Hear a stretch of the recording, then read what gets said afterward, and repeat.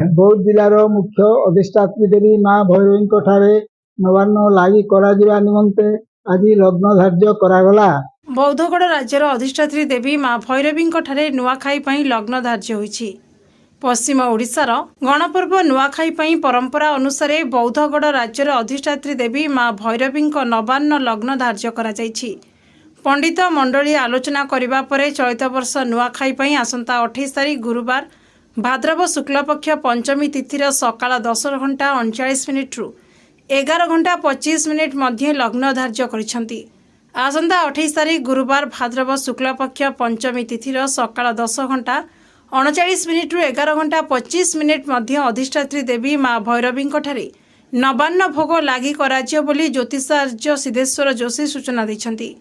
माँ भैरवी पीठरे प्रथमे नवान्न लागि हेबा परे जिला सारा अन्य देवादेवी नवान्न अर्पण हेब। तापरे लोके निज निज इष्ट देवादेवी नवान्न अर्पण करी निजे नवान्न ग्रहण करिए बोली मुख्य पूजक गौरीशंकर बड़मणी प्रकाश करिसेंति।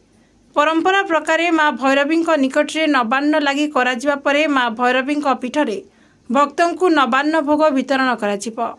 जिला ब्राह्मण समाजर संपादक देवाशीष पुरोहित, मीनू प्रसाद मिश्र, पूजक हरिहर बड़माड़ी, राजीव बड़माड़ी, एका बड़माड़ी, धने बड़माड़ी, सानंद बड़माड़ी, सिकुन बड़माड़ी, तरणी बड़माड़ी, विभूतिभूषण बड़माड़ी, विजय मिश्र, शंभु प्रसाद महाकुल, संपद अग्रवाल, अमर साहू, हरेश नायक और अन्य माने उपस्थित थिले।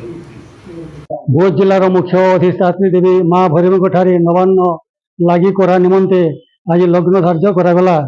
जिला ब्राह्मण समाजर पंडित और ज्योतिर्विद मानकर गहण आगामी 28 तारिख गुरुवार महेंद्र अमृत बेला विशुद्ध तुला लग्न पूर्वाह्न 10:39 ठारू 11:25 मध्य नवान्न लागि कराजिबो। माँ भैरवी लागि हेबा परे अन्य मंदिर और निज घर मानक नवान्न भक्षण करिवे। बौद्ध जिलार मुख्य अधिष्ठात्री देवी माँ भैरवी नवान्न लागि करा निमंते आज लग्न धार्य करागला। जिला ब्राह्मण समाजर पंडित और ज्योतिर्विद मानक गणना प्रकार आगामी 28 तारिख गुरुवार महेंद्र अमृत बेला विशुद्ध तुला लग्न पूर्वाह्न 10:39 ठारू 11:25 समय मध्य नवान्न लागि कराजिबो। माँ भैरवी लागि हेबा परे अन्य मंदिर और निज निज घर मानक नवान्न भक्षण करिवे।